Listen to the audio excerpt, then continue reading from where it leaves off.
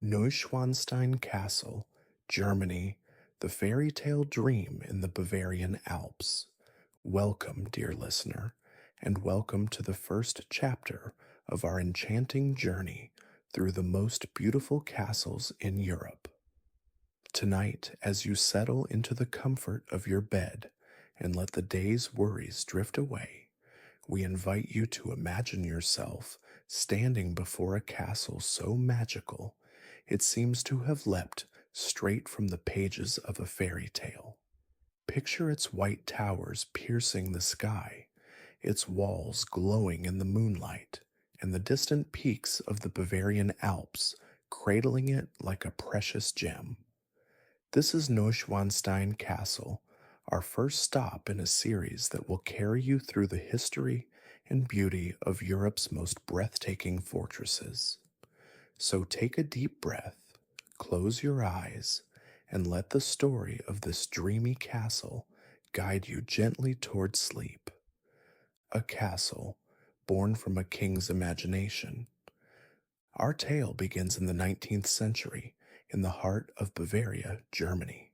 Here, a young king named Ludwig II ascended to the throne in 1864 at just 18 years old.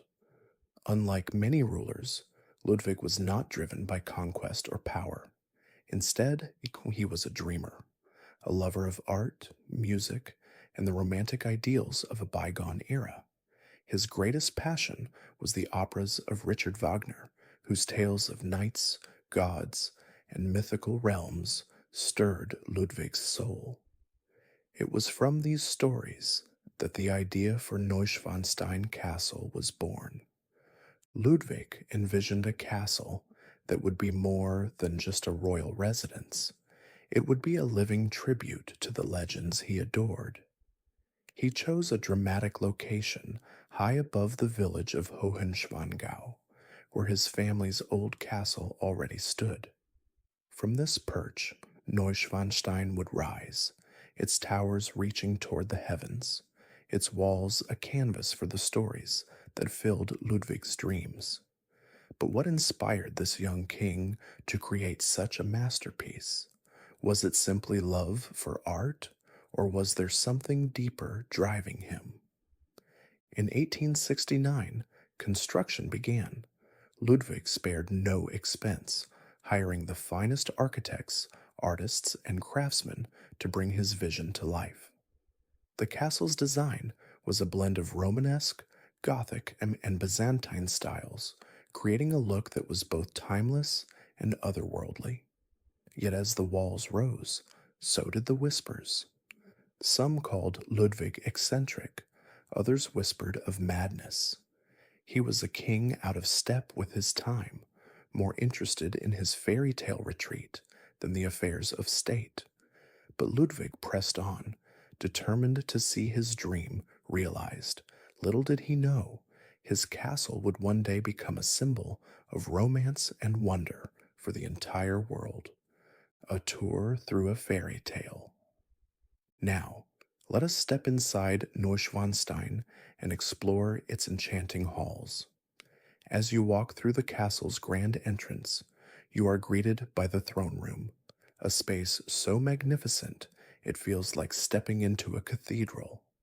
Golden mosaics shimmer on the ceiling, depicting angels and saints, while the floor gleams with intricate patterns. At the far end, where a throne should sit, there is only an empty space. Ludwig never completed it, perhaps a reflection of his own unfulfilled dreams.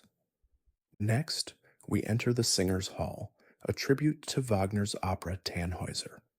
Here, the walls come alive with murals of knights and maidens, their stories unfolding in vibrant color. Imagine the sound of music filling this hall, as Ludwig once dreamed, with performers bringing his beloved operas to life.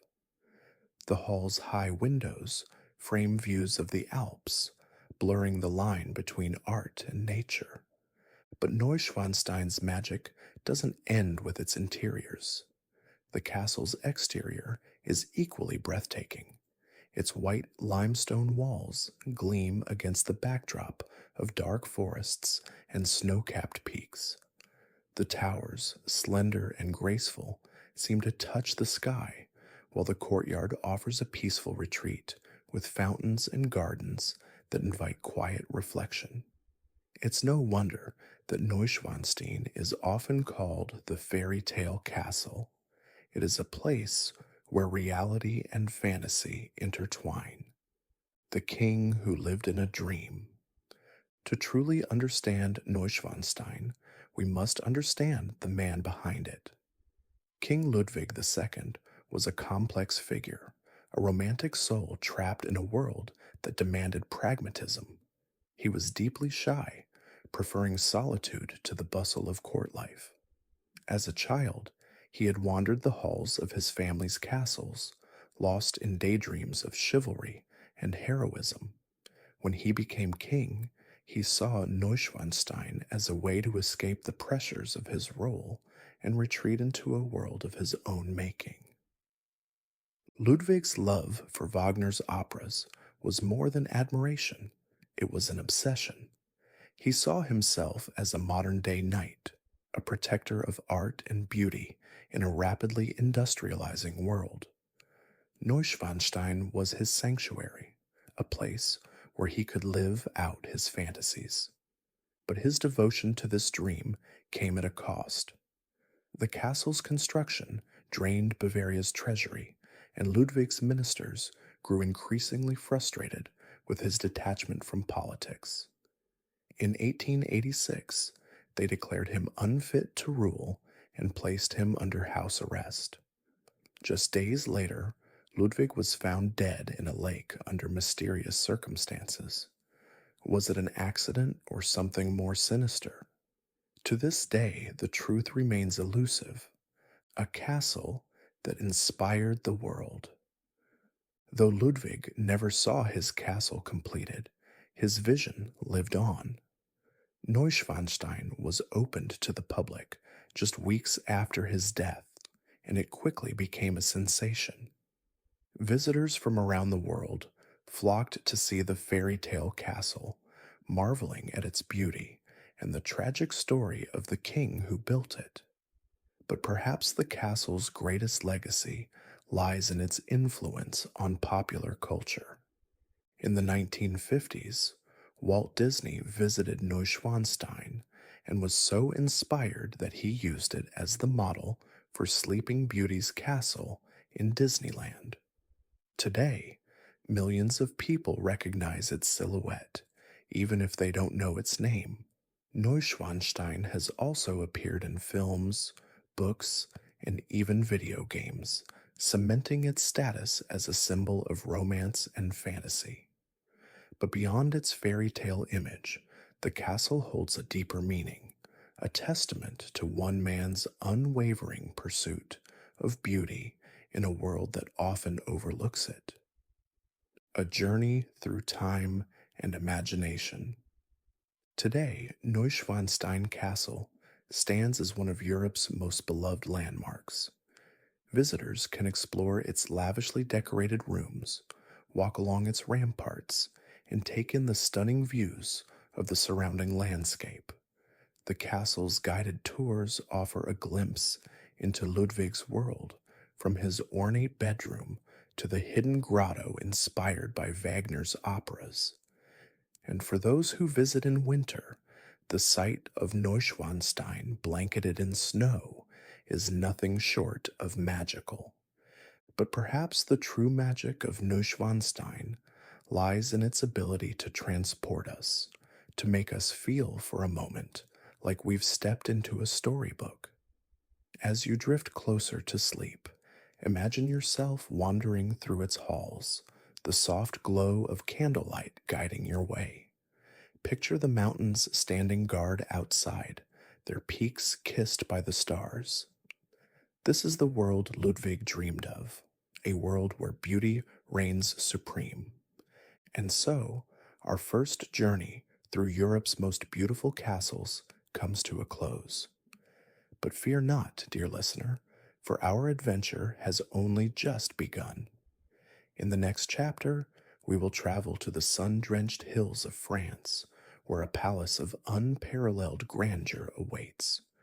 Until then, let the towers of Neuschwanstein linger in your dreams, and may you rest well under their watchful gaze. Palace of Versailles, France, the jewel of French royalty.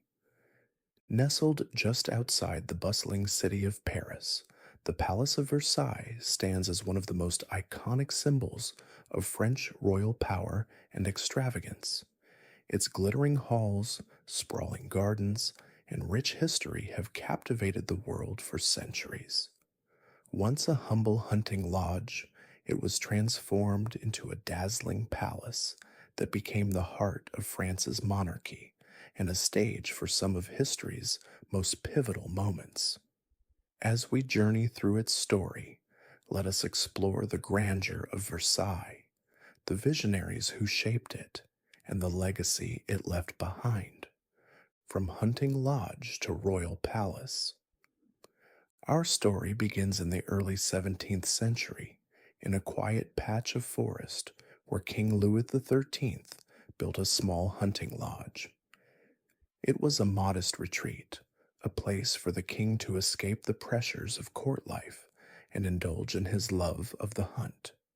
But it was his son, Louis XIV, who saw something greater in this unassuming lodge.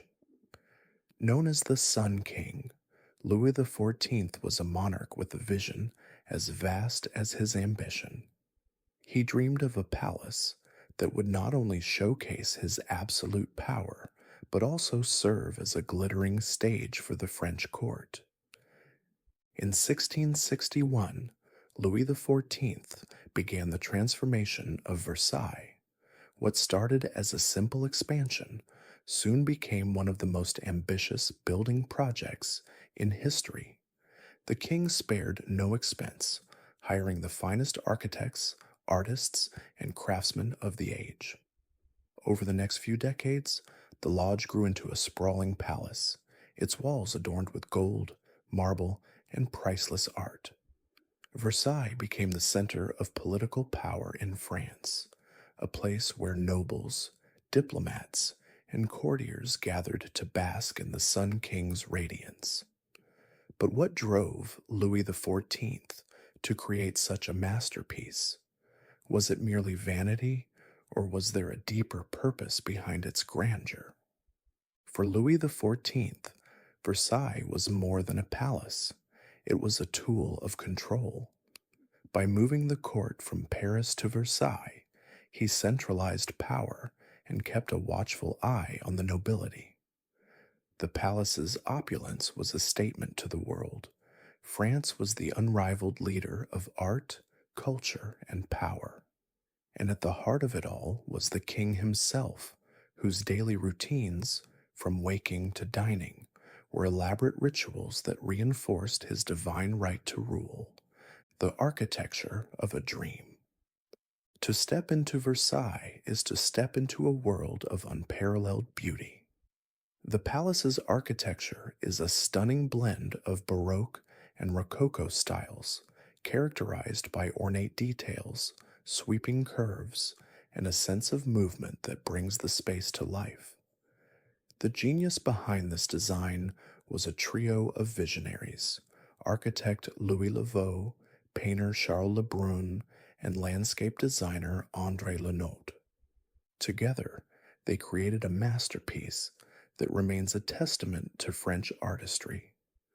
One of the palace's most famous features is the Hall of Mirrors, a breathtaking gallery lined with 357 mirrors that reflect the light from the grand windows overlooking the gardens.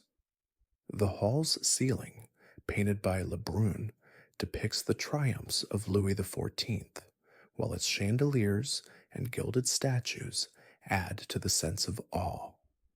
Imagine walking through this hall, the mirrors casting endless reflections, as if stepping into a dream where reality and illusion blur. But Versailles' beauty extends far beyond its walls. The gardens of Versailles, designed by Le Notre, are a marvel of symmetry and elegance. Stretching over 800 hectares, the gardens are adorned with fountains, sculptures, and perfectly manicured lawns. The Grand Canal, a shimmering waterway, reflects the sky and adds a sense of infinite space. On warm summer evenings, the gardens come alive with the sound of music and the glow of lanterns, as they did in Louis XIV's time. What stories do these gardens hold? What secrets lie beneath their tranquil surface? A stage for history. Versailles was not just a palace, it was a stage where history unfolded. Over the centuries, its halls witnessed moments that shaped the world. In 1783, the Treaty of Versailles was signed, ending the American Revolutionary War and recognizing the independence of the United States. It was a quiet moment in a palace known for grandeur, but its impact echoed across the Atlantic. Just a few years later, in 1789, Versailles became the epicenter of the French Revolution. The opulence that once symbolized royal power now fueled the anger of a starving populace. When revolutionaries stormed the palace, they dragged King Louis XVI and Queen Marie Antoinette back to Paris, marking the beginning of the end for the French monarchy. The palace, once a symbol of absolute power, stood silent as the revolution raged. But its story was far from over. In 1919, Versailles once again took center stage with the signing of the Treaty of Versailles, which ended World War I. World leaders gathered in the Hall of Mirrors to negotiate the terms of peace, their pens scratching out a new chapter in history. The treaty's consequences would ripple through the 20th century, shaping the world we know today. How did a palace built for kings become the setting for such monumental events? What is it about Versailles that draws history to its doors? The people who shaped Versailles. To truly understand Versailles, we must look beyond its walls and into the lives of those who called it home. Louis XIV, the Sun King, was the architect of its glory. His reign, the longest in European history, was defined by his belief in absolute monarchy. Yet for all his power, he was a man of contradictions, devout yet indulgent, visionary yet isolated. Versailles was his legacy, a monument to his reign that outlasted even his own dynasty. Then there was Marie Antoinette, the ill-fated queen whose name became synonymous with extravagance. She lived at Versailles during its twilight years, her lavish lifestyle a stark contrast to the poverty outside the palace gates. Her private retreat, the Petit Trianon, was a sanctuary where she could escape the rigid etiquette of court life. But even there, she could not escape the tides of history. Her tragic end at the guillotine marked the fall of the monarchy and the end of an era. Finally, Napoleon Bonaparte, the emperor who rose from the ashes of the revolution, saw Versailles as a symbol of power. Though he never lived there, he restored parts of the palace and used it for grand ceremonies. For Napoleon, Versailles was a tool to legitimize his rule, a way to connect his empire to the glory of France's past. What drew these larger-than-life figures to Versailles? Was it the palace's beauty, its history, or something more? A legacy that endures. Today, the Palace of Versailles is one of the most visited landmarks in the world. Its halls, once filled with courtiers and kings, now welcome millions of visitors each year. The palace has been meticulously preserved, its rooms restored to their former glory. Visitors can walk through the king's grand apartment, marvel at the queen's bedchamber, and lose themselves in the vast gardens. Special exhibitions and events, such as the musical fountains show, bring the palace's history to life, allowing us to experience a glimpse of its past splendor. But Versailles is more than a museum. It is a living testament to the heights of human creativity and the complexities of power. Its story reminds us that beauty and tragedy often walk hand in hand, and that even the grandest dreams can crumble. Yet through it all, Versailles endures, its golden gates standing as a gateway to a world of wonder. Alcázar of Segovia, Spain, the castle that sailed through time. Perched high on a rocky outcrop where two rivers meet, the Alcázar of Segovia rises like a ship cutting through the waves of history. Its towering walls and turrets seem to defy gravity, their golden stone glowing in the Spanish sun. This is no ordinary castle. It is a fortress that has stood for nearly a millennium, witnessing the rise and fall of empires, the clash of faiths, and the birth of a nation. As we journey through its story, you'll discover how this magnificent structure became a symbol of power, resilience, and timeless beauty. What secrets lie within its ancient halls? And how did it survive centuries of turmoil to become one of Europe's most beloved landmarks? A fortress born from conflict. Our tale begins in the 12th century, in a land torn by the Reconquista, the long struggle between Christian kingdoms and Muslim rulers for control of Spain. The Alcázar of Segovia was originally built as a fortress by the Moors, its strategic position offering a commanding view of the surrounding plains. But in 1085, the city of Segovia fell to King Alfonso VI of Leon and Castile, and the Alcázar passed into Christian hands. What would these new rulers make of this formidable stronghold? Under Christian rule, the Alcázar was expanded and transformed. King Alfonso VIII, in particular, saw its potential, fortifying its walls and adding new towers. By the 13th century, it had become a royal residence, a place where kings and queens could retreat from the bustle of court life. But the Alcázar was more than a palace. It was a statement of power, a reminder to all who gazed upon it that the rulers of Castile were here to stay. Yet, as the centuries passed, the castle's role would evolve in ways no one could have predicted, a stage for royalty and rebellion. In the 15th century, the Alcázar of Segovia became a stage for one of Spain's most pivotal moments. It was here in 1474 that Isabella I was proclaimed Queen of Castile, setting in motion a chain of events that would unite Spain and change the course of history.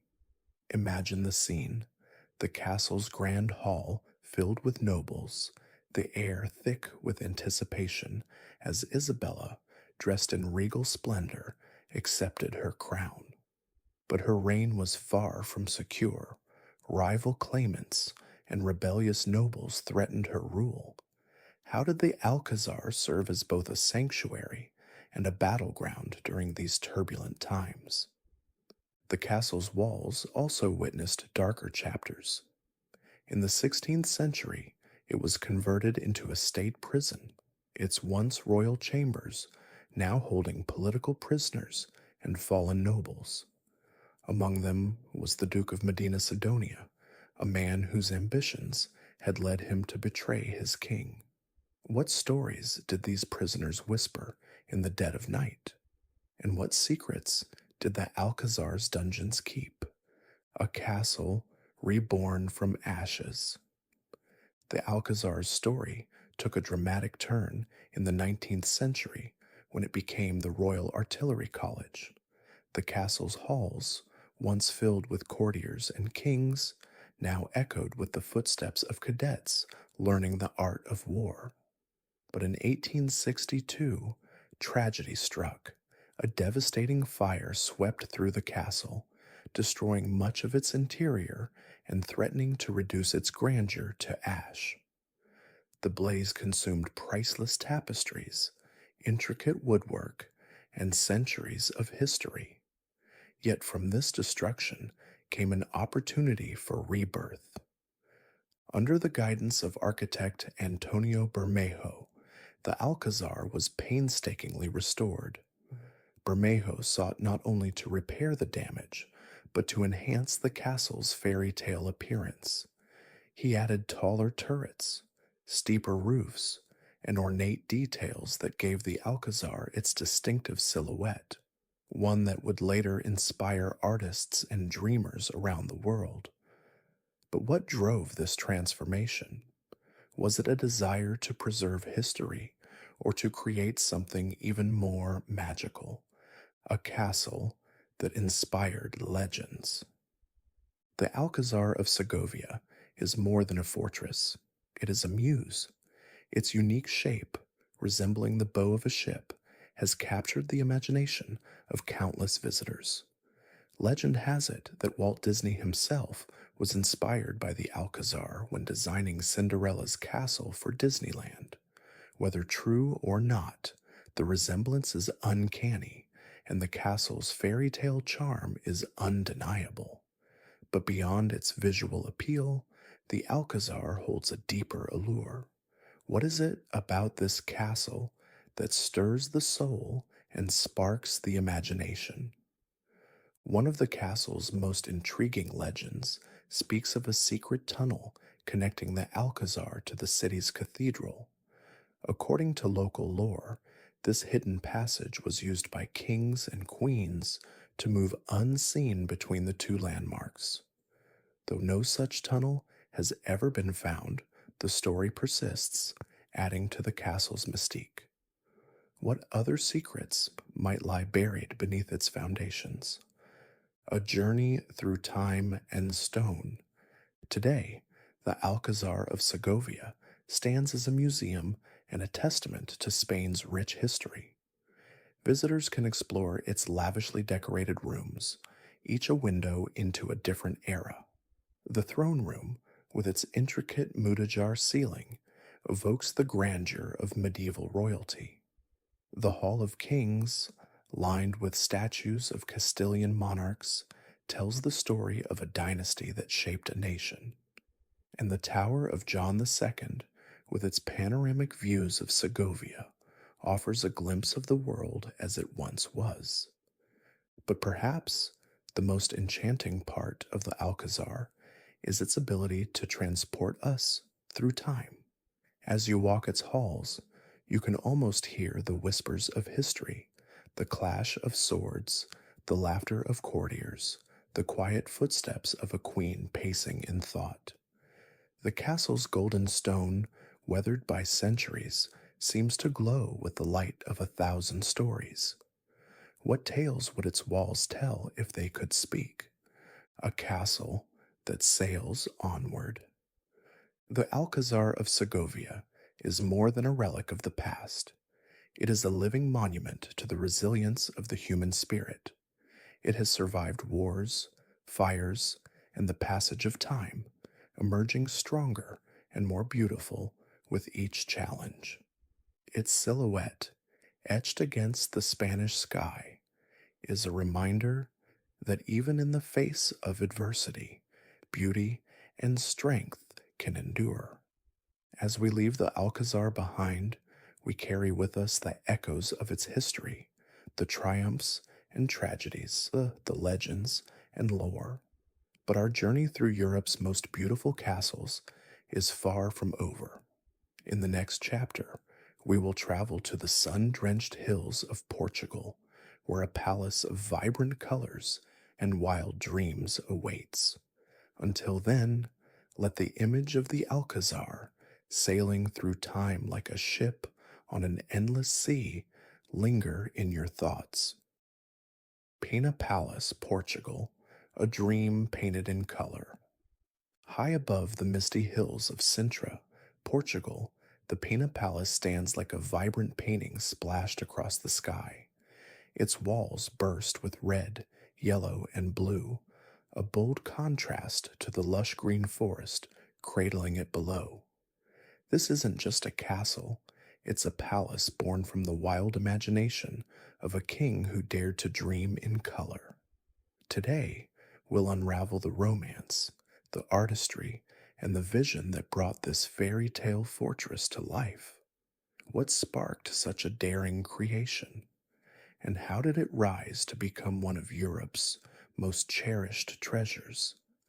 A monastery's ruins and a king's vision. Picture this. It's the 15th century, and atop a rugged hill sits a humble monastery dedicated to Our Lady of Pena. For hundreds of years, monks lived here in quiet devotion, their prayers drifting through the stone corridors.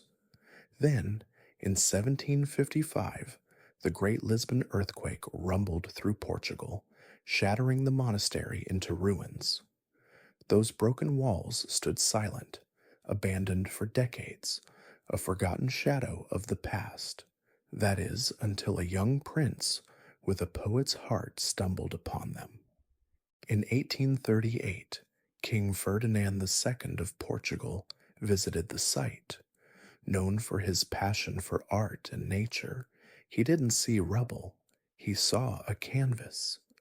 Swept up in the Romantic movement that was captivating Europe, Ferdinand dreamed of a palace that would dance with the wild beauty of Sintra.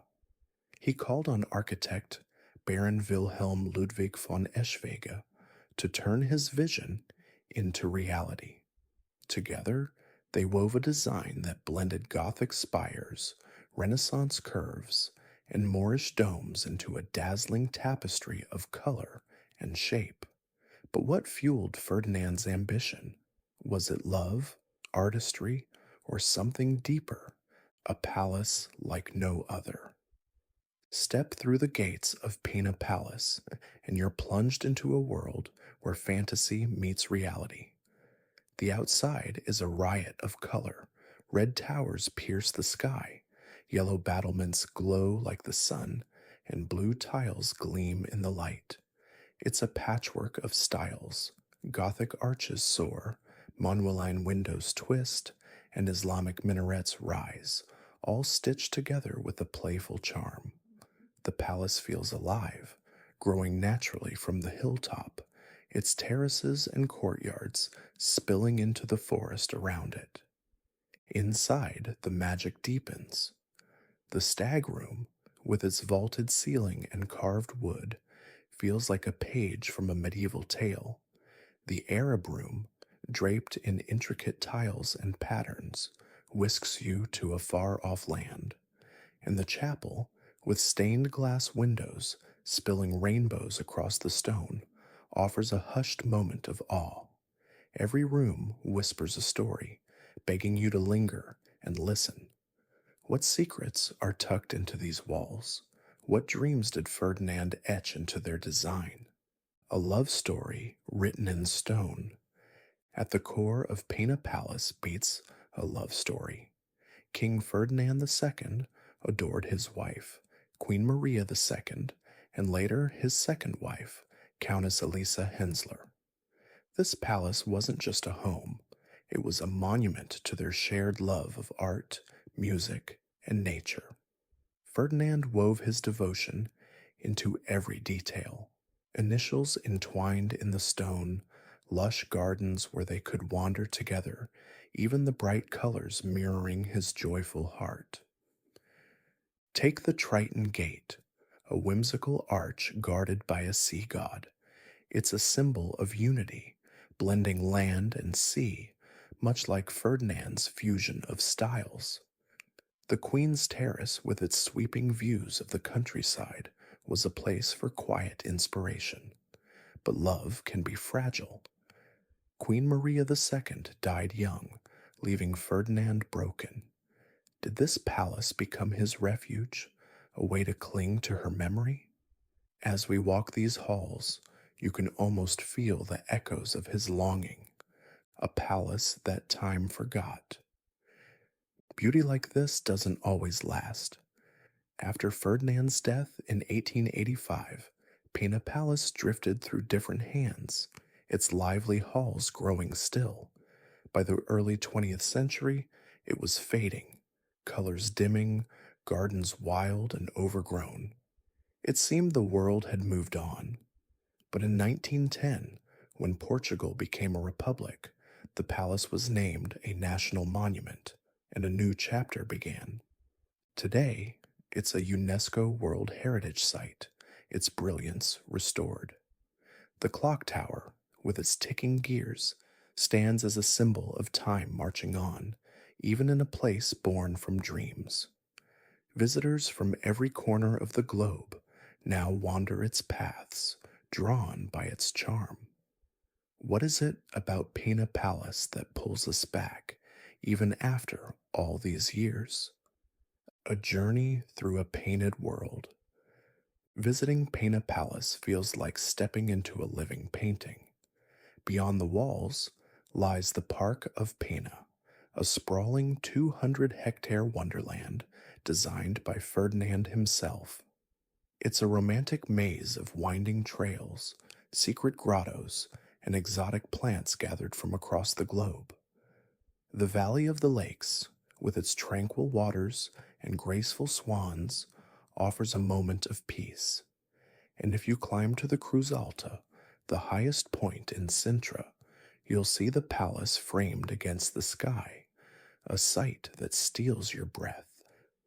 The real enchantment? Pena Palace blurs the line between reality and imagination. As you roam its halls and gardens, you can almost hear Ferdinand and his queens laughing, their footsteps lingering in the air. What would it be like to call this place home, where every turn reveals a new marvel, a palace that lives on? Pena Palace is no mere relic. It's a testament to the power of dreams. Ferdinand's vision, once called eccentric, has outlived him, captivating everyone who steps inside. Its bold colors, quirky design, and romantic soul still inspire artists, writers, and dreamers worldwide. In a way, Ferdinand's wish came true. This is a haven where beauty and imagination rule. As we leave Pena Palace behind, its colors linger in our minds, a reminder that dreams can defy time. But our journey isn't over. Next, we'll sail to the misty shores of Scotland, where a castle wrapped in legend awaits. What mysteries will we uncover there? Stay with us, and let's find out together. Eilean Donan Castle, Scotland, the sentinel of the Highlands. In the rugged embrace of the Scottish Highlands, where misty lochs meet jagged mountains, stands a castle that seems to have grown from the very rock itself. Eilean Donan Castle, perched on a small tidal island where three lochs converge, is a sight that stirs the soul. Its weathered stone walls, crowned with turrets and framed by the ever-changing sky, have witnessed centuries of triumph and tragedy and rebirth. This is not just a castle, it is a sentinel of Scotland's history, a place where legends linger in the mist and the echoes of the past refuse to fade. Join us as we journey through the story of Eilean Donan, a fortress that has stood as a guardian of the Highlands for nearly 800 years. A fortress born in the age of clans. Our tale begins in the 13th century, a time when Scotland was a patchwork of warring clans and Viking raiders still prowled the northern seas. It was during this turbulent era that King Alexander II sought to secure the western coast. In 1220, he ordered the construction of a fortress on the island of Eilean Donan, a strategic spot where Loch Duich, Loch Long, and Loch Alsh meet. The castle's name, derived from a 6th century Irish saint, Donan of Eggs, hints at the island's ancient roots. But what drove the king to choose this remote, windswept location? The answer lies in its geography. Eilean Donan was a natural stronghold, accessible only by boat, at high tide, and nearly impregnable. Its position allowed it to control the waterways, guarding against invaders and serving as a base for the powerful Clan Mackenzie, who would later call it home. Over the centuries, the castle grew, its walls thickening, its towers rising higher. By the 14th century, it had become a formidable fortress, complete with a great hall, barracks, and a chapel. Yet as the clans feuded and alliances shifted, Eilean Donan's fate was far from secure, a stage for clan warfare and royal intrigue. The 15th and 16th centuries were a time of fierce clan rivalries, and Eilean Donan found itself at the heart of the storm. The Mackenzies, fierce warriors, and shrewd politicians used the castle as their seat of power, but their dominance was challenged by the MacRaes, the MacDonalds, and other clans vying for control of the highlands. In 1539, a bloody siege erupted when Donald Gorm MacDonald of Sleat attacked the castle, seeking revenge for the death of his father. The Mackenzies, outnumbered, fought valiantly, but it was a single arrow that turned the tide. Fired by a young MacRae archer, it struck Donald Gorm in the foot. The wound proved fatal, and the siege collapsed. What other tales of bravery and betrayal lie hidden in the castle's stones? The castle's role in history took a dramatic turn in the 17th century during the Jacobite uprisings. The Jacobites, loyal to the exiled Stuart kings, saw Eilean Donan as a rallying point. In 1719, the castle became a staging ground for a Spanish-backed rebellion. A small garrison of Spanish soldiers sent to aid the Jacobites took refuge within its walls. But their dreams of restoring the Stuarts were short-lived. The British Navy, alerted to the plot, sailed into Loch Deutsch and unleashed a barrage of cannon fire. For 3 days, the castle endured, its walls crumbling under the onslaught. When the smoke cleared, Eilean Donan lay in ruins, its once proud towers reduced to rubble. Was this the end of the castle's story? A phoenix rises from the ruins.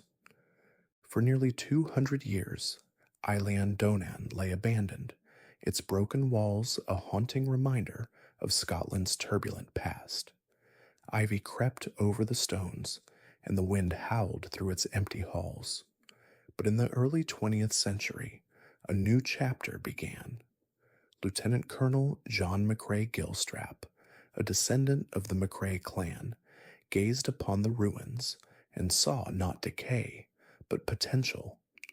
With a vision to restore the castle to its former glory, he embarked on a monumental project.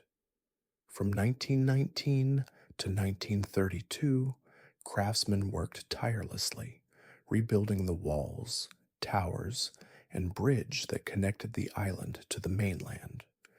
It was a labor of love, one that would breathe life back into the ancient stones. But what challenges did they face in resurrecting a castle lost to time?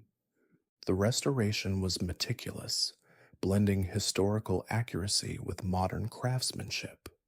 Original plans were scarce, so the team relied on fragments of history, local lore, and architectural clues hidden in the ruins. The result was nothing short of miraculous, a castle that honored its medieval roots while standing as a testament to the resilience of the Scottish spirit. Today, Eilean Donan looks much as it did in its prime, its silhouette etched against the sky, a beacon of the highlands. A castle steeped in legend and lore, Eilean Donan is more than a fortress. It is a place where history and myth intertwine. One of its most enduring legends speaks of the Spanish cannon, a relic from the 1719 bombardment. According to local lore, a cannonball fired from a British ship lodged itself in the castle's walls, where it remains to this day. Visitors search for it, their fingers tracing the stone, hoping to uncover a piece of the past. But is the tale true, or simply a story spun by time? Another legend whispers of a ghost that haunts the castle's halls, a Spanish soldier left behind after the failed Jacobite uprising. Some say his footsteps echo in the dead of night, a restless spirit bound to the place where his dreams of glory died. Whether fact or fiction, these stories add to the castle's mystique, drawing visitors from across the globe. What is it about Eilean Donan that captures the imagination so completely? A journey through Scotland's soul. Today, Eilean Donan Castle is one of Scotland's most iconic landmarks, its image gracing postcards, films, and even whiskey labels. Visitors can explore its restored rooms, each a window into a different era. The banqueting hall, with its vaulted ceiling and roaring fireplace, evokes the grandeur of clan feasts. The bedrooms, furnished with period pieces, offer a glimpse into the lives of the Mackenzies, and the battlements, with their sweeping views of the lochs and mountains, remind us of the castle's strategic importance. But perhaps the true magic of Eilean Donan lies in its setting. The castle seems to float on the water at high tide, its reflection shimmering in the loch. At dawn, the mist rolls in, wrapping the towers in a veil of mystery, and at sunset, the sky blazes with color, casting a golden glow over the ancient stones. It is a place that feels timeless, a bridge between the past and the present, a castle that stands eternal. Eilean Donan Castle is more than a relic of history. It is a symbol of Scotland's enduring spirit. It has weathered Viking raids, clan wars, and the ravages of time, yet it stands proud, a sentinel watching over the highlands. Its story reminds us that even in the face of destruction, beauty and strength can be reborn.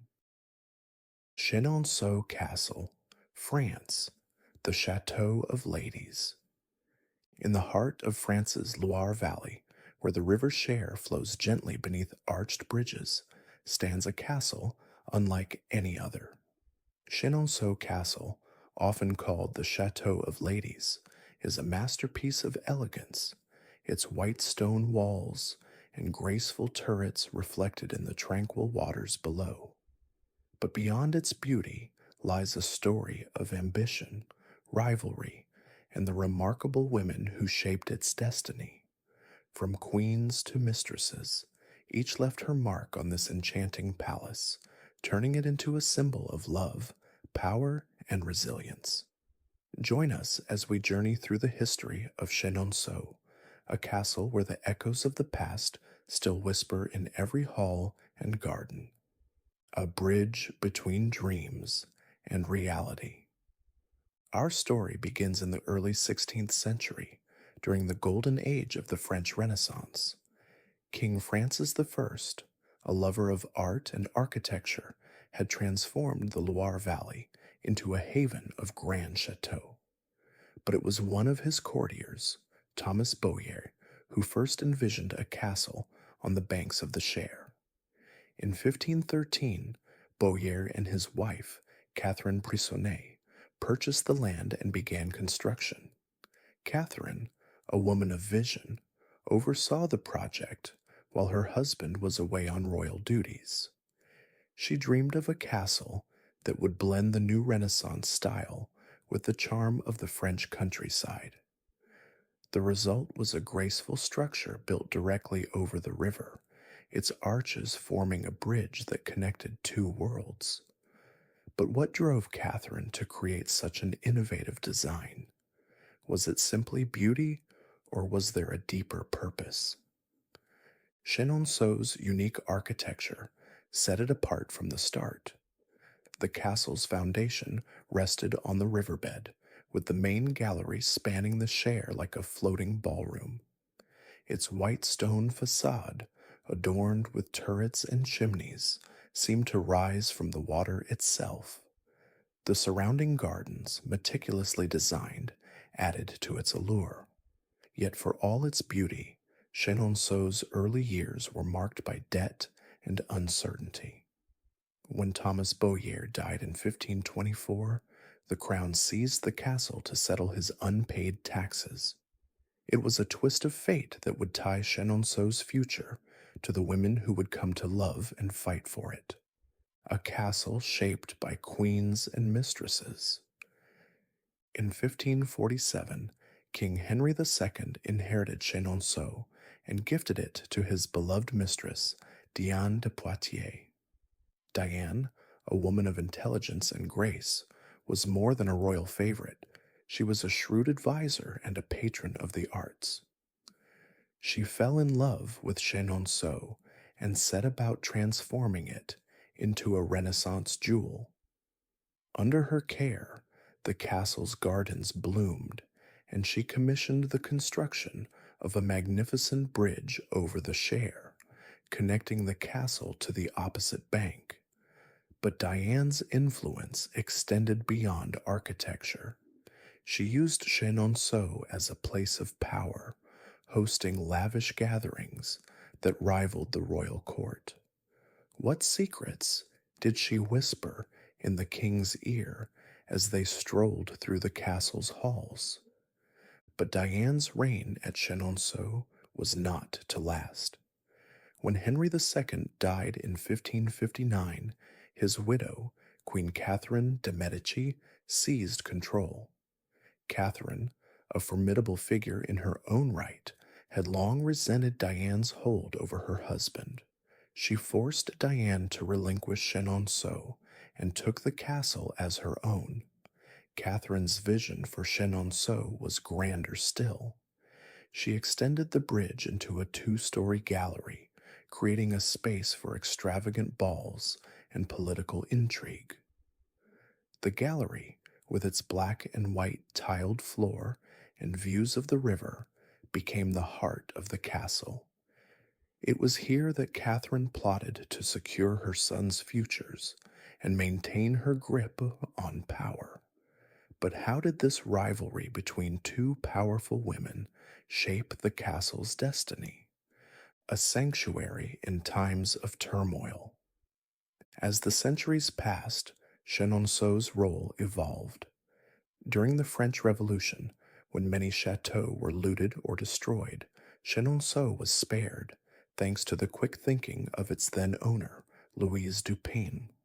A woman of intellect and charm, Louise had hosted Enlightenment thinkers, like Voltaire and Rousseau, at the castle. When revolutionaries arrived, she convinced them that Chenonceau was a symbol of culture, not monarchy. Her diplomacy saved the castle, preserving its beauty for future generations. What other stories of survival lie hidden in Chenonceau's past? The castle's role as a sanctuary continued into the 20th century. During World War I, it served as a hospital, its gallery transformed into a ward for wounded soldiers. And in World War II, Chenonceau's unique position over the Cher took on new significance. The river marked the boundary between occupied France and the Free Zone, making the castle a gateway for resistance fighters smuggling people and supplies. The gallery, once a place of celebration, became a lifeline for those fleeing oppression. How did this elegant chateau become a beacon of hope in such dark times? A castle that lives and breathes. Today, Chenonceau Castle stands as a testament to the women who shaped it. Visitors can explore its lavishly decorated rooms, each a tribute to a different era. The bedroom of the Five Queens, adorned with tapestries and portraits, honors the daughters and granddaughters of Catherine de' Medici, who became queens across Europe. The kitchens, tucked beneath the castle, offer a glimpse into the daily life of the servants who kept the chateau running. And the gardens, designed by Diane de Poitiers and Catherine de' Medici, remain as beautiful as ever, their flowers blooming in a riot of color. But perhaps the most enchanting part of Chenonceau is its connection to the river. The gallery, with its arched windows overlooking the Cher, invites you to pause and listen to the gentle flow of water beneath. It is a place where time seems to stand still, where the whispers of history linger in the air. What stories would the river tell if it could speak? A legacy of beauty and resilience. Chenonceau Castle is more than a monument to the past. It is a living legacy of the women who loved and fought for it. From Catherine Brissonet's vision to Diane de Poitiers' elegance, from Catherine de' Medici's ambition to Louise Dupin's courage, each left her mark on this timeless chateau. Their stories remind us that beauty and strength can coexist, and that even in times of turmoil, grace can endure. Bran Castle, Romania, the fortress of legends. Deep in the heart of Romania, where the Carpathian mountains rise like jagged teeth against the sky, stands a castle shrouded in mystery and legend. Bran Castle, with its towering walls and Gothic turrets, is a place where history and myth intertwine, drawing visitors into a world of ancient secrets and whispered tales. Often called Dracula's Castle, it has become a symbol of Romania's rich past and its enduring allure. But beyond the legends, Bran Castle has a story of its own, a tale of kings, warriors, and a fortress that has stood the test of time. Join us as we journey through the history of Bran Castle, a place where every stone seems to hold a secret, and the shadows whisper of a past both heroic and haunting. A fortress born from necessity. Our story begins in the 13th century in a land caught between empires. The region of Transylvania, with its dense forests and rugged mountains, was a vital crossroads between East and West. To protect against invaders, be they Mongol hordes or Ottoman Turks, the Hungarian king, Louis I, ordered the construction of a fortress on a rocky cliff overlooking the Bran Pass. In 1377, the people of Brasov, a nearby town, were granted permission to build the castle, and thus Bran Castle was born.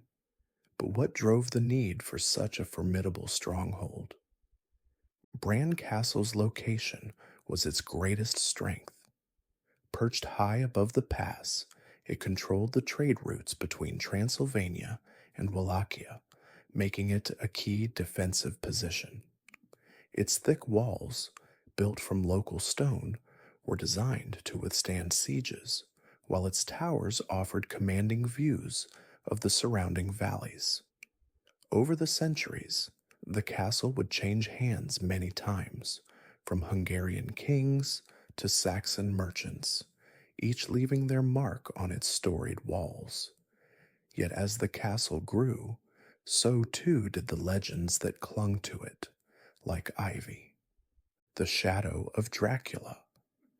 No tale of Bran Castle would be complete without mentioning its most famous association, Dracula. The legend of the vampire count, immortalized by Bram Stoker's 1897 novel, has cast a long shadow over the castle. But what is the truth behind the myth? Was Bran Castle truly the home of Vlad the Impaler, the ruthless prince who inspired Stoker's character? The answer is both yes and no. Vlad III, also known as Vlad the Impaler, was a 15th century ruler of Wallachia, notorious for his brutal tactics against the Ottoman Empire. While he never lived at Bran Castle, historical records suggest he was briefly imprisoned there in the 1460s after being captured by the Hungarian king. His reputation for cruelty, impaling his enemies on stakes, earned him the moniker Vlad Dracula, meaning son of the dragon. Over time, this dark legacy merged with local folklore, and Bran Castle, with its Gothic silhouette, became the perfect setting for Stoker's tale. But how did a fortress of stone become the lair of a vampire? The answer lies in the power of imagination and a touch of historical coincidence. A castle of secrets and stories. Step inside Bran Castle, and you'll find a labyrinth of rooms and corridors, each with its own story to tell. The castle's architecture is a blend of Gothic and Renaissance styles, its narrow staircases and hidden passages adding to its air of mystery.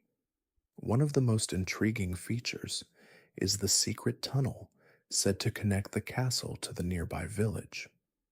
Legend has it that this tunnel was used during sieges to smuggle supplies, or perhaps to spirit away treasures in times of danger.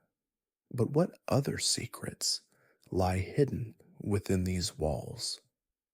The castle's interior is a treasure trove of artifacts, from medieval armor to antique furniture. The music room, with its grand piano and ornate decor, evokes the elegance of a bygone era, while the armory, filled with swords and shields, reminds us of the castle's martial past. And then there is the royal bedroom, where Queen Marie of Romania, one of the castle's most beloved residents, once slept. Her story is one of grace and resilience, a queen who turned Bran Castle into a royal retreat and a symbol of national pride. What drew her to this remote fortress, and how did she leave her mark on its history? A castle reborn from the ashes. Bran Castle's journey through the centuries was not without its challenges. In the 17th century, it fell into disrepair, its walls crumbling under the weight of neglect. But in 1920, the castle was gifted to Queen Marie by the people of Brasov in gratitude for her role in unifying Romania. Under her care, Bran Castle was lovingly restored, its halls once again filled with life and laughter. Queen Marie, with her keen eye for design, transformed the castle into a royal residence, blending traditional Romanian craftsmanship with modern comforts. Her legacy lives on in the castle's decor, from the hand-carved furniture to the vibrant textiles that adorn its rooms. But the castle's story took another twist in the 20th century. After World War II, Romania's communist regime seized Bran Castle, and it was turned into a museum. For decades, it stood as a relic of a bygone era, its connection to royalty fading into memory. Yet in 2006, the castle was returned to Queen Marie's descendants, and today it remains a museum, welcoming visitors from around the world. How did this fortress, once a symbol of power, become a beacon for history lovers and vampire enthusiasts alike? A journey through myth and history. Today, Bran Castle is one of Romania's most iconic landmarks, its silhouette etched into the cultural imagination. Visitors can explore its many rooms, each offering a glimpse into a different chapter of its history. The courtyard, with its ancient well, is said to be haunted by the spirits of those who perished during the castle's sieges. The torture chamber, though chilling, serves as a reminder of the brutal realities of medieval justice, and the Queen's Library, with its collection of rare books, speaks to the castle's role as a place of learning and reflection. But perhaps the most enchanting part of Bran Castle is its ability to blur the line between fact and fiction. As you walk its halls, you can almost hear the whispers of Vlad the Impaler's ghost. Or is it just the wind? So the castle's connection to Dracula has made it a pilgrimage site for fans of the supernatural, but its true history is just as compelling. What is it about Bran Castle that continues to captivate us centuries after its stones were laid? A castle that lives on. Bran Castle is more than a fortress or a tourist attraction. It is a living testament to Romania's rich and complex history. From its role as a defensive bastion to its association with one of literature's most enduring characters, the castle has worn many faces. Yet through it all, it has remained a symbol of resilience, standing tall against the tides of time. As we leave Bran Castle behind, we carry with us the echoes of its legends, the clash of swords, the whispers of queens, and the quiet footsteps of those who once walked its halls.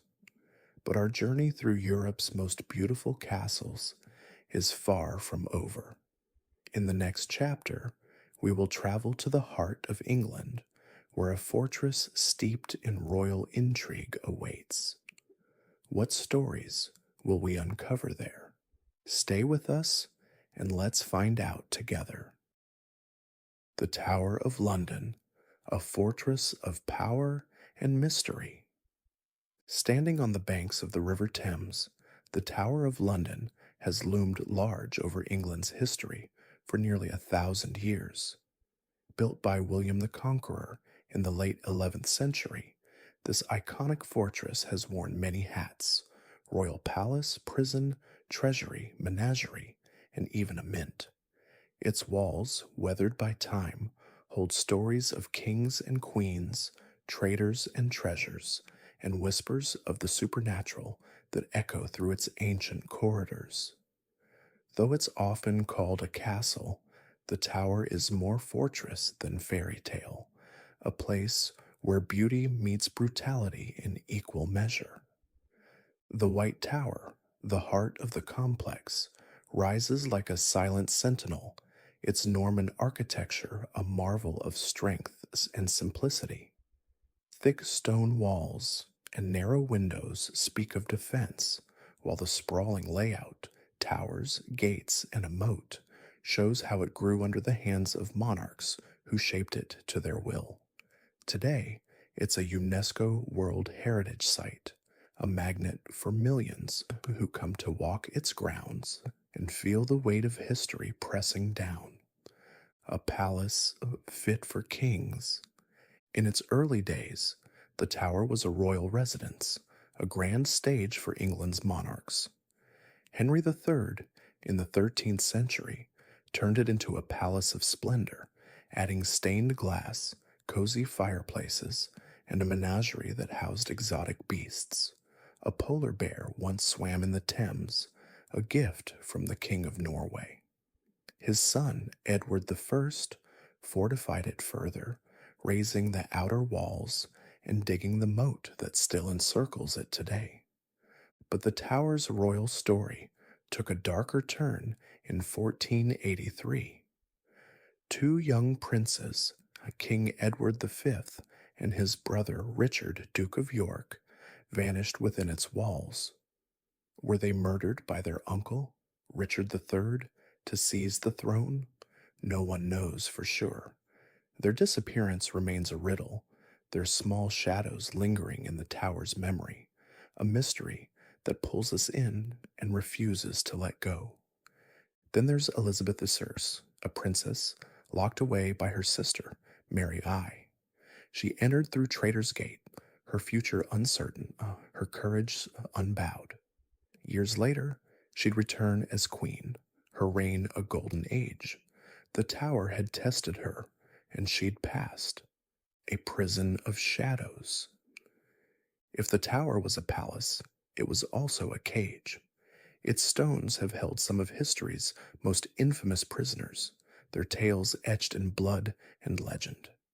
Anne Boleyn, Henry VIII's doomed second wife, arrived in 1536, accused of treason and adultery. She knelt on the scaffold, her head severed by a French swordsman's blade. They say she still walks here, a ghostly figure cradling her severed head. Sir Walter Raleigh, the dashing explorer, spent 13 years in the Bloody Tower, scribbling his history of the world between bouts of despair. Guy Fawkes, caught plotting to blow up Parliament, screamed under torture in these walls. Even Rudolf Hess, Hitler's deputy, found himself here during World War II, a prisoner from a different age. The tower's dungeons, like the Salt Tower and Beauchamp Tower, bear their graffiti, names, and pleas carved into stone, a silent chorus of the condemned. Traitor's Gate, opening onto the river, was the last sight for many. Boats glided in, carrying the accused to their fate. Did they hope for mercy? Did they plan escape? Their stories hang in the air, daring us to imagine their final moments. A treasury of jewels. Since the 14th century, the tower has guarded the crown jewels, symbols of monarchy glittering with history. The imperial state crown sparkles with the Black Prince's ruby, a gem from the 1300s. The sovereign's scepter holds the Cullinan one, the world's largest clear-cut diamond. These treasures, locked in the jewel house, are more than objects. They're a link to England's past, forged in triumph and turmoil. Their story isn't all shine. During the English Civil War, Cromwell's men melted down the old jewels, a blow to royal pride. When the monarchy returned in 1660, new ones were crafted, their brilliance restored. Then came Colonel Thomas Blood in 1671, a rogue who dared to steal them. Disguised as a clergyman, he smashed the crown flat and stuffed it under his cloak, only to be caught steps from freedom. His audacity lives on, a tale that makes you wonder what drove him to risk it all. Legends in the shadows. The tower isn't just history, it's myth. Take the ravens. Legend warns that if they ever leave, the kingdom will crumble. So they stay, wings clipped, tended by the Raven Master. Named for Norse gods and Arthurian heroes, they strut the grounds, their dark eyes watching. Are they guardians or prisoners? You decide. Then there are the ghosts. Anne Boleyn's headless form drifts through the night. The princes in the tower haunt the Bloody Tower, their small voices lost to time. Arbella Stuart, a forgotten royal who died here, lingers in the Queen's house. The White Lady flits through the White Tower, and a phantom bear, echo of the menagerie, roams unseen. These stories wrap the tower in a shroud of mystery, blurring the line between fact and fable. Do you believe in spirits? The tower might just convince you. A legacy unfinished? The Tower of London stands as more than stone and mortar. It's a witness to England's soul. Monarchs rose and fell within its embrace. Prisoners scratched their last hopes into its walls. Treasures gleamed, and legends grew. As you trace its paths, from the White Tower's heights to Traitor's Gate steps, you feel it. History isn't done here.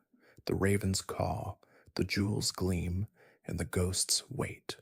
What secrets remain buried in these ancient stones? Step closer, listen carefully, and maybe, just maybe, you'll find out. Prague Castle, Czech Republic, the crown jewel of Bohemia.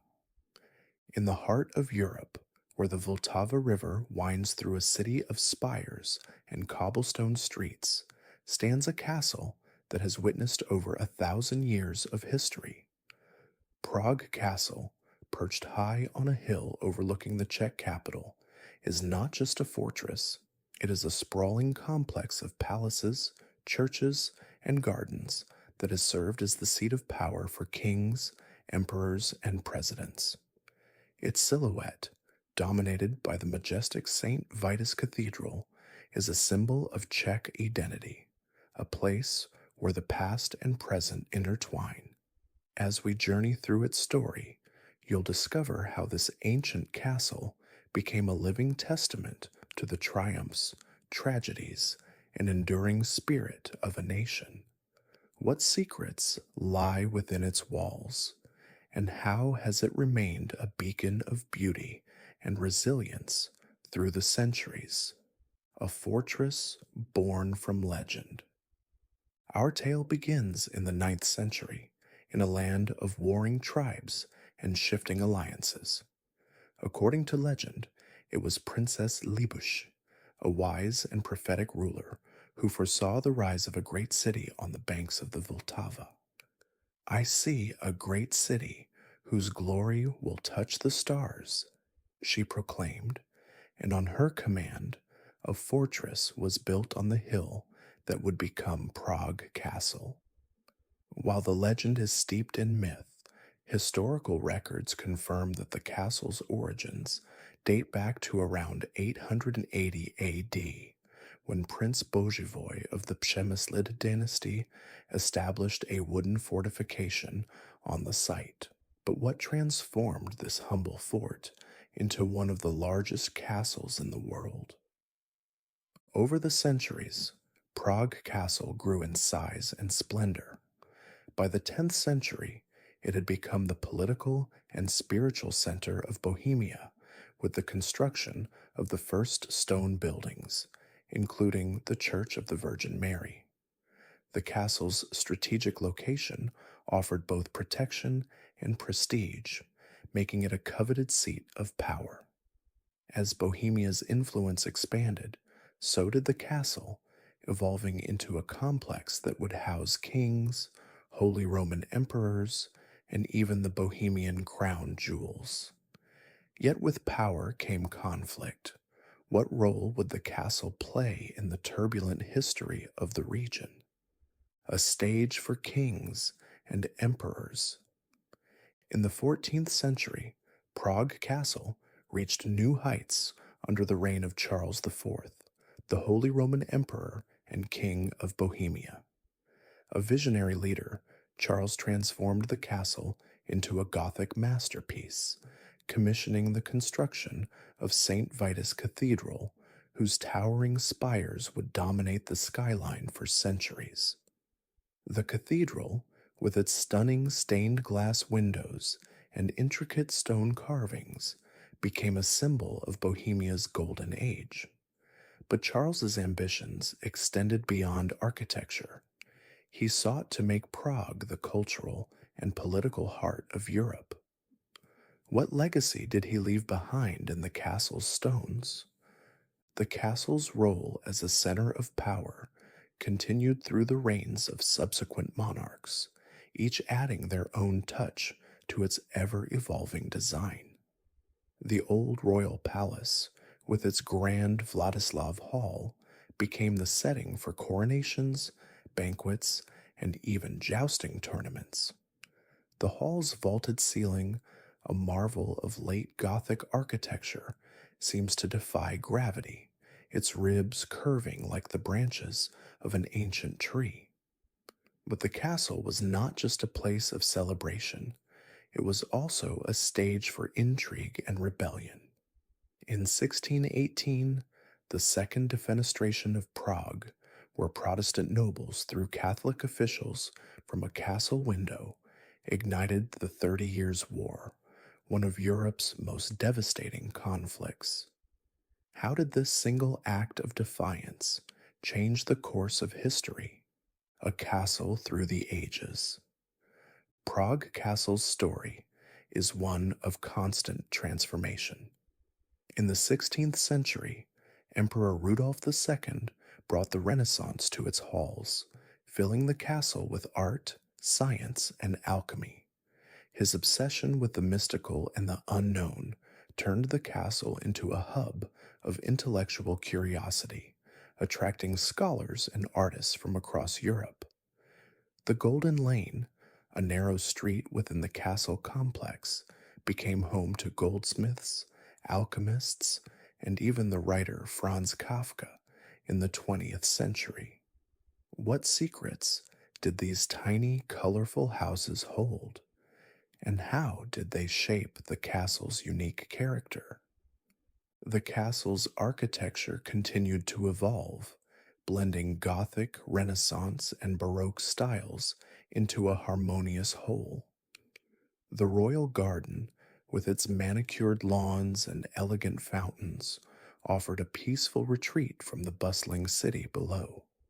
The Belvedere Palace, a Renaissance gem, showcased the castle's artistic flair, its copper roof gleaming in the sunlight. But beneath the beauty lay a fortress that had to adapt to the changing tides of history. During World War II, Prague Castle fell under Nazi occupation, its halls echoing with the footsteps of oppressors. Yet even in its darkest hour, the castle remained a symbol of Czech resilience. How did it survive the ravages of war and emerge as a beacon of hope? A castle of legends and lore. Prague Castle is not just a monument to history, it is a place where legends come to life. One of its most enduring tales speaks of the golem, a creature of clay brought to life by Rabbi Judah Loew in the 16th century to protect the Jewish community. According to legend, the golem's remains lie hidden in the attic of the old new synagogue, just a stone's throw from the castle. Another story whispers of the ghost of a headless knight who roams the castle grounds, a reminder of a long-forgotten betrayal. These tales, whether fact or fiction, add to the castle's mystique, inviting visitors to step into a world where the line between reality and myth blurs. What other secrets does the castle hold? And how do these legends shape our understanding of its past? The castle's connection to the supernatural extends to its architecture. The Powder Tower, once a laboratory for alchemists seeking the philosopher's stone, is said to be haunted by the spirits of those who dared to unlock the secrets of the universe. The Daliborka Tower, a former prison, echoes with the legend of Dalibor, a knight who learned to play the violin while awaiting execution. His music still said to drift through the night air. These stories, passed down through generations, remind us that Prague Castle is more than a historical site. It is a place where the past refuses to rest. A journey through Bohemia's heart. Today, Prague Castle is one of the largest ancient castles in the world, its complex covering over 70,000 square meters. Visitors can explore its many wonders, from the awe-inspiring St. Vitus Cathedral to the tranquil Lobkowicz Palace, home to a priceless collection of art and music manuscripts. The Golden Lane, with its quaint houses and artisan shops, offers a glimpse into the lives of the castle's former residents. And the changing of the guard, a daily ceremony at the castle gates, connects the present to a tradition that spans centuries. But perhaps the most captivating part of Prague Castle is its ability to transport us through time. As you walk its courtyards and climb its towers, You can almost hear the whispers of kings and courtiers, the clash of swords, and the quiet prayers of monks. The castle's panoramic views of Prague, with its sea of red rooftops and golden spires, remind us of the city's enduring beauty and resilience. What is it about Prague Castle that continues to draw us in, century after century? A castle that lives on. Prague Castle is more than a relic of the past. It is a living symbol of the Czech Republic's journey through history. From its humble beginnings as a wooden fort to its role as the seat of presidents, it has stood as a witness to the nation's triumphs and trials. Its walls, a patchwork of architectural styles, tell the story of a people who have weathered invasions, revolutions, and rebirths, yet never lost their sense of identity. As we leave Prague Castle behind, we carry with us the echoes of its history, the grandeur of its halls, the beauty of its gardens, and the legends that linger in its shadows. But our journey through Europe's most beautiful castles is far from over. In the next chapter, we will travel to the sun-drenched coast of Denmark, where a castle steeped in Shakespearean lore awaits. What tales will we uncover there? Stay with us, and let's find out together. Kronborg Castle, Denmark, the castle of legends and kings. In the far north, where the winds of the Baltic Sea whisper tales of Vikings and kings, stands a castle that has guarded the shores of Denmark for centuries. Kronborg Castle, with its towering spires and weathered stone walls, rises from the edge of the Øresund Strait like a sentinel of history. Its silhouette, framed by the endless sky and the shimmering waters, has inspired poets, playwrights, and dreamers for generations. But Kronborg is more than just a fortress. It is a place where history and legend intertwine, where the echoes of Shakespeare's Hamlet still linger in the air. As we reach the final chapter of our journey through Europe's most beautiful castles, let us explore the story of Kronborg, a castle that has stood as a symbol of power, artistry, and resilience. What secrets lie within its walls, and how did it become one of the most iconic castles in the world? A fortress born from the sea. Our tale begins in the 15th century, in a time when the seas were the highways of trade and the key to a kingdom's wealth. King Eric of Pomerania, a ruler with a keen eye for strategy, saw the narrow Øresund Strait as a golden opportunity. In 1420, he ordered the construction of a fortress on the coast of Helsingør to control the strait and collect the sound dues, a tax on every ship that passed through. The fortress, originally named Krogen, was a simple yet formidable structure, its walls built to withstand both the waves and the ambitions of rival nations. But what drove King Eric to choose this windswept corner of Denmark for his fortress? The answer lies in its location. The Øresund Strait, separating Denmark from Sweden, was one of the busiest shipping lanes in Europe. By controlling this passage, Denmark could amass great wealth and assert its dominance over the Baltic Sea. Over the next century, Krogen grew in size and strength, its towers rising higher, its walls thickening. But it was not until the reign of King Frederick II in the late 16th century that the castle would be transformed into a masterpiece of Renaissance architecture. What vision did Frederick II have for this coastal fortress? A Renaissance jewel on the Baltic. In 1574, King Frederick II embarked on an ambitious project to rebuild Krogen into a palace fit for a king.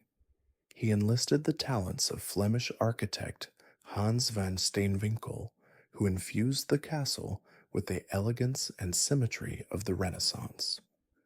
The result was Kronborg Castle, a name derived from the Danish words for crown and castle. Its grand halls, ornate chapels, and intricate tapestries made it one of the most magnificent palaces in northern Europe. But Kronborg was not just a place of beauty, it was a statement of power, a symbol of Denmark's golden age. How did this transformation reflect the spirit of the time? The castle's ballroom, with its soaring ceilings and walls adorned with paintings of Danish kings, became the setting for lavish banquets and royal celebrations. The chapel, with its carved wooden pews and gilded altar, hosted weddings and coronations, its sacred space a testament to the intertwining of faith and monarchy. And the casemates, a network of underground tunnels and chambers, served as a reminder of the castle's martial roots, where soldiers once stood ready to defend the kingdom. Yet for all its grandeur, Kronborg's story was far from peaceful. What challenges would this Renaissance jewel face in the centuries to come? A castle at the heart of conflict. Kronborg's strategic importance made it a target during times of war. In 1658, during the Dano-Swedish War, the castle fell to Swedish forces after a brutal siege. The invaders looted its treasures, stripping the castle of its riches and leaving its walls scarred. But Denmark's spirit was unbroken. Under King Christian IV, Kronborg was restored to its former glory, its defenses strengthened, its halls once again filled with art and light. The castle's resilience mirrored that of the Danish people, who refused to let their heritage be erased. But how did Kronborg's role evolve as the world around it changed? By the 18th century, Kronborg had transitioned from a royal residence to a military barracks and prison. Its once grand rooms housed soldiers and officers, while its dungeons held prisoners of war. Yet even in this new role, the castle remained a symbol of Danish strength. It was during this time that Kronborg's connection to one of literature's greatest works would take root, a connection that would forever change its place in history. What drew the world's most famous playwright to this distant fortress? The castle of Hamlet's ghost. In the early 1600s, a young playwright named William Shakespeare penned a tragedy that would become one of his most enduring works, Hamlet. Set in the fictional Elsinore Castle, the play tells the story of a prince haunted by his father's ghost and consumed by revenge. While Shakespeare likely never visited Denmark, scholars believe that tales of Kronborg's grandeur and its strategic importance inspired his choice of setting. The castle's imposing presence and its location on the edge of the sea made it the perfect backdrop for a tale of intrigue and betrayal. But how did Kronborg come to be known as Hamlet's Castle? The connection was cemented in the 19th century when performances of Hamlet began to be staged at Kronborg. Today, the castle hosts an annual Shakespeare festival where actors from around the world bring the play to life in its courtyard and halls. Visitors can walk the same ramparts where Hamlet's ghost is said to have roamed, their footsteps echoing through the centuries. The castle's King's Tower, with its panoramic views of the strait, offers a glimpse into the world that inspired Shakespeare's imagination. But is there more to Kronborg's legends than just a play? The legend of Holger the Dane. Deep within Kronborg's casemates lies a legend that predates even Shakespeare's tale. According to Danish folklore, Holger the Dane, a mythical warrior, sleeps beneath the castle, his beard grown into the stone table before him. It is said that when Denmark faces its greatest peril, Holger will awaken to defend the kingdom. A statue of Holger, carved in the 19th century, now sits in the castle's depths, his eyes closed, his sword at the ready. The legend of Holger speaks to the castle's role as a protector of the nation, a symbol of strength in times of uncertainty. What other stories lie hidden in Kronborg's shadows? The castle's dungeons, dark and damp, are said to be haunted by the spirits of prisoners who perished within their walls.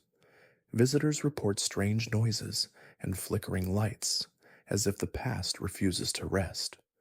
Whether these tales are true or simply the product of imagination, they add to Kronborg's mystique, drawing those who seek to uncover its secrets. What is it about this castle that continues to captivate us centuries after its stones were laid? A castle that lives on. Today, Kronborg Castle is a UNESCO World Heritage Site, recognized for its architectural beauty and its role in shaping European history. Visitors can explore its many wonders, from the opulent banquet hall to the eerie casemates.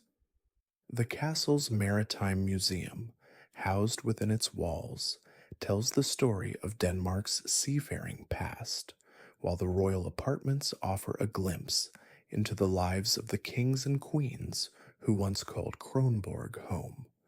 But perhaps the most enchanting part of Kronborg is its ability to transport us through time. As you stand on its ramparts, the wind in your hair and the sea stretching out before you, you can almost hear the clash of swords, the laughter of courtiers, and the quiet whispers of a prince lost in thought. Kronborg is more than a castle. It is a bridge between history and legend, a place where the stories of the past live on. A farewell to our castle journey. As we leave Kronborg Castle behind, we bring our journey through Europe's most beautiful castles to a close. From the fairy tale towers of Neuschwanstein to the rugged beauty of Eilean Donan, from the elegance of Chenonceau to the mystery of Bran, each castle has offered us a glimpse into a different world, a world of kings and queens, warriors and dreamers, legends and lore. These castles are more than just stone and mortar. They are the keepers of our shared history, standing as testaments to the beauty, resilience, and imagination of those who came before us.